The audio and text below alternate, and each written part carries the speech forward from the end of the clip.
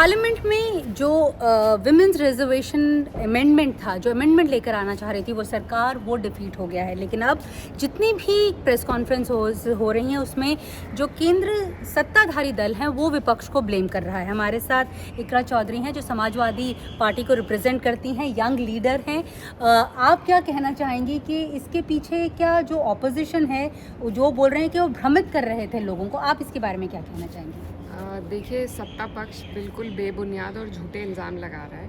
और women reservation जो bill जो वो कह रहे हैं कि हमने महिला विरोधी काम किया है, इसमें कोई सच्चाई नहीं है।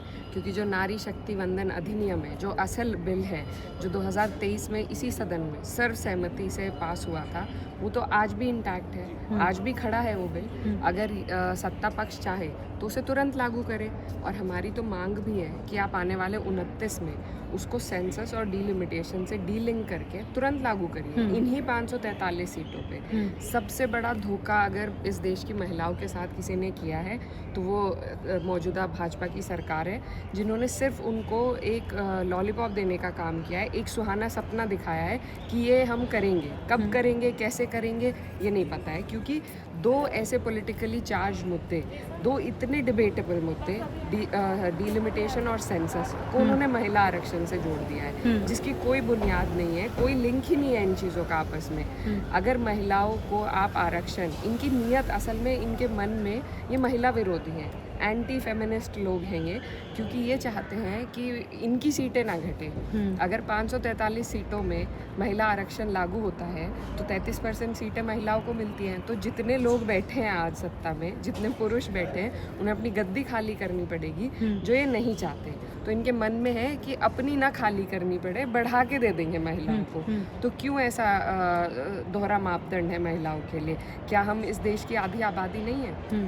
और अगर पॉपुलेशन से ही जोड़ना है आरक्षण को, तो फिर मेरी मांग है कि 50% हमारी अगर देश में आबादी है तो 50% सदन में भी हो। तो हमारा आरक्षण 33 से बढ़ा के 50% करें। जिस दिन इस देश की सीटें 800 पार होंगी, 400 कम से कम हमें महिला सांसद इस सदन में देखने को मिलनी चाहिए। तो ये हमारी जायज़ मांगे हैं। और रही बात ये अमेंडमेंट की, तो मैं स्पष्ट कहना चाहती हूँ कि इस देश को अपने हिसाब से तोड़ मरोड़ के इस देश का इलेक्टोरल मैप बनाने की जो इनकी मंशा थी, वो अमेंडमेंट को हमने डिफीट किया है। और उसके लिए हम खुश हैं, क्योंकि हम इनको महिला की आड़ में अपनी राजनीतिक रोटियां नहीं सेकने देंगे। आज मैं भी पार्लियामेंट्री अफेयर्स मिनिस्टर की एक प्रेस कॉन्फ्रेंस हुई थी, उसमें मैं ये पूछ रही थी उनसे कि वो इंडिविजुअल दलों से जो है चर्चा कर रहे थे। वो उनका कहना है कि वो समाजवादी पार्टी से भी उन्होंने चर्चा की थी। 4 सांसद जो हैं वो गए थे कंसल्टेशंस के लिए वहाँ पर, तो उनका कहना है कि समाजवादी पार्टी ऑन बोर्ड थी। देखिए, हम उनमें से एक मैं भी थी। अच्छा। हम लोग उनसे मिलने गए थे और हमारे जो सवाल थे हमने उनके सामने रखे। हमारी पार्टी की लंबी चली आई हुई मांग है कि श्रद्धेय नेताजी की मांग थी कि रिजर्वेशन विद इन रिजर्वेशन, सब कैटेगरी हो, सब कोटा हो ओबीसी महिलाओं के लिए। ये हमारे पार्टी की बहुत पुरानी मांग है और इसी के चलते हम उनसे मिलने गए थे, जिस पे उन्होंने कोई आश्वासन नहीं दिया। उन्होंने कोई फॉर्मूला हमें नहीं दिया था कि किस आधार पे वो सीटें बढ़ाएंगे, किस तरीके से रिजर्वेशन होगा, कौन उसका फैसला करेगा कि आज कौन सी सीट रिजर्व्ड है, कब तक रिजर्व्ड रहेगी, किस आधार पर रिजर्वेशन करेंगे और कैसे ये उसमें पारदर्शिता रखेंगे। इन चीज़ों का उन्होंने कहा था वो फॉर्मूला देंगे। वो फॉर्मूला उन्होंने दिया है सदन के एक दिन पहले, चर्चा शुरू होने से एक दिन पहले बिल तैयार हुआ, हमें भेजा गया। अब इनकी बात, अब ये कह रहे हैं खड़े होकर कि हमने 50% नॉर्दर्न सदर्न डिवाइड को रोकने के लिए प्रो राटा इंक्रीज़ की बात करी है, जिसका बिल में कहीं भी रिटर्न मेंशन नहीं है। सिर्फ मौखिक रूप से होम मिनिस्टर ने ये बात सदन में कही है, रिटर्न में तो कहीं भी नहीं है। हम सब ने बिल पढ़ा है। तो ये इनकी कथनी और करनी में भी फ़र्क है।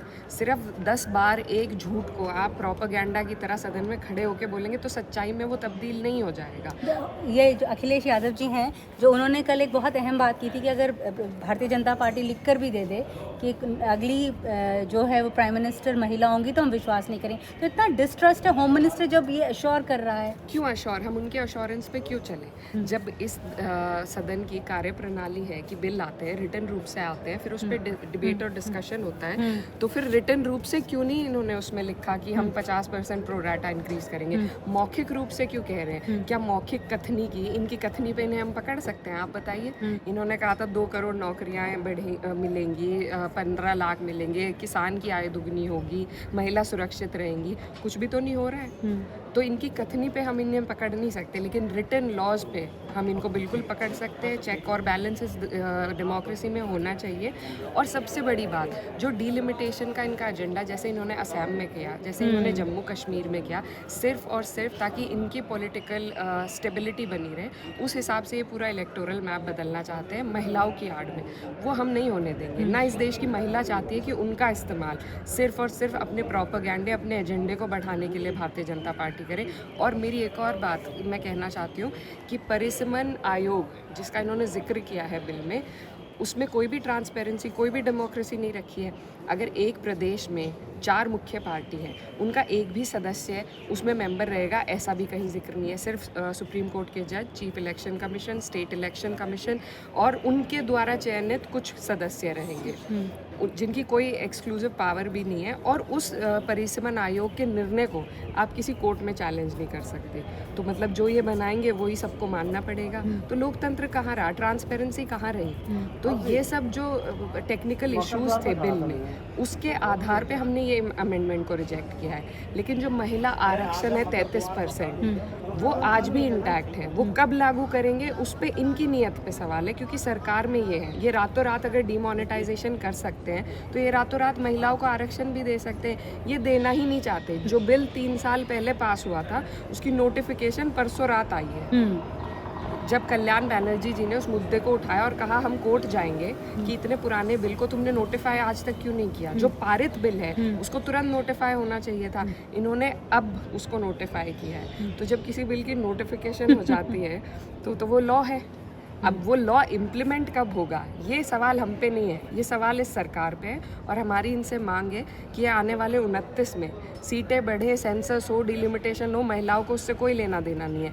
आप 543 सीट में से 33% महिलाओं को दें, नहीं तो आप महिला विरोधी हैं। और महिलाएं देख रही हैं, वो समझदार है, सूझबूझ रखती है। इस देश की जनता और महिलाओं को बेवकूफ़ समझने की हिमाकत ना करें ये लोग। सत्ताधारी दलों का ये भी कहना है कि जो विपक्ष है वो अब नाटक कर रहा है और कह रहे हैं कि इसका खामियाजा उन्हें सड़कों पर भुगतना होगा। नाटक कौन कर रहा है ये सबको दिख रहा है। कल 10 मिनट के अंतराल में ही जो महिला सांसद थी सत्ता पक्ष की, प्लेकार्ड लेकर आ गए। उन्हें पता था क्या होने वाला है। अगर उन्हें इतना, ये सब एक एजेंडे के तहत हो रहा है। ये सब जनता के रोजाना के 10 करोड़ रुपए की बर्बादी है। आज का सदन आपने बुलाया क्यों? बुलाते ही आपने स्थगित कर दिया है। आप कल ही स्थगित कर देते। आज का 10 करोड़ आपने बर्बाद कर दिया। महिला बिल जो पास हो चुका है उसको दोबारा से आप डिस्कशन में ला रहे हैं, क्योंकि आप जनता का ध्यान भटकाना चाह रहे हैं। जो LPG की शॉर्टेज है, जो बढ़ती महंगाई है, जो बढ़ते पेट्रोल डीजल के दाम है, महिलाओं की रसोई सूनी हो गई है, उस सब से ध्यान भटकाने के लिए आप एजेंडे सेट करते हैं, उन पर डिस्कशन करते हैं। पिछले पूरे सत्र में इन्होंने जो सर्दियों का था, इन्होंने वंदे मातरम में उलझा दिया। कोई डिस्कशन पोल्यूशन पे नहीं हो पाया।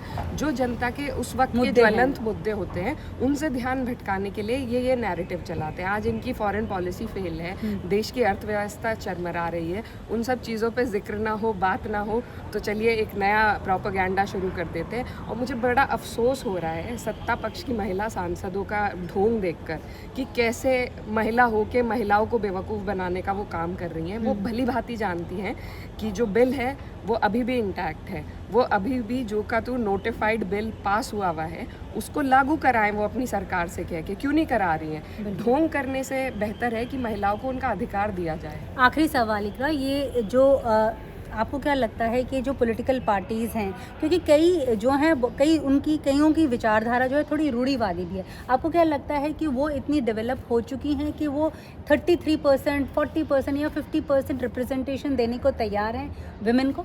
मैडम, सबसे ज़्यादा रूढ़िवादी तो भाजपा है। क्योंकि देखिए इनका जो प्लान है महिलाओं को आरक्षण देने का, ये 543 सीटों में से नहीं देना चाहते। अच्छा। क्योंकि जितने पुरुष पॉलिटिशियंस हैं इनको अपनी गद्दियाँ छोड़नी पड़ेंगी, ये वो नहीं करना चाहते। इसलिए इन्होंने नया फॉर्मूला निकाला कि बढ़ा के दे देंगे महिलाओं को, ताकि हम काबिज रहें झुके तो, और इन्हें बढ़ा के मिल जाए। क्यों? 543 में हमारा अधिकार नहीं बैठता है? बिल्कुल बैठता है। तो ये सिर्फ और सिर्फ अपनी सत्ता को काबिज करने के चक्कर में ये महिलाओं के, ये तो सबसे से ज़्यादा मनुवादी लोग हैं, ये कहाँ हमें हज़म कर लेंगे। इनसे नहीं देखी जाती महिला सशक्त हो, आगे बढ़े, लीड करे।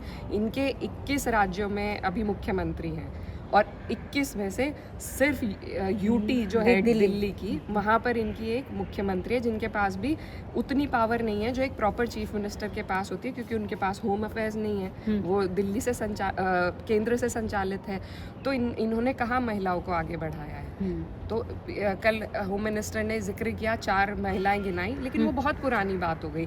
आज के वक्त की, ये हमेशा आज के मुद्दों को इतिहास में ले जाके भटकाते हैं। तो आज की बात आप बताइए, आज 21 राज्यों में आपकी सरकार है, आप क्यों नहीं महिलाओं को आगे बढ़ा रहे हैं, क्यों नहीं बना रहे हैं उन्हें? तो ये लोग नहीं चाहते हैं, ये सिर्फ और सिर्फ रोने धोने का ड्रामा करके महिलाओं की सहानुभूति चाहते हैं। लेकिन महिला आज समझ चुकी हैं, देश की महिला जो पूरा घर संभालती हैं, जो अपनी पूरी पीढ़ी को आगे बढ़ाने का काम करती है, वो ना समझ नहीं है। वो अच्छी तरह जानती है कौन उनके लिए काम कर रहा है और कौन उनके विरोध में। तो ये थी इकरा, यंग पॉलिटिशियन, और बहुत बेबाक तरीके से उन्होंने अपना जो पॉइंट ऑफ व्यू है रखा। नई दिल्ली से नीता शर्मा, जनसत्ता के लिए।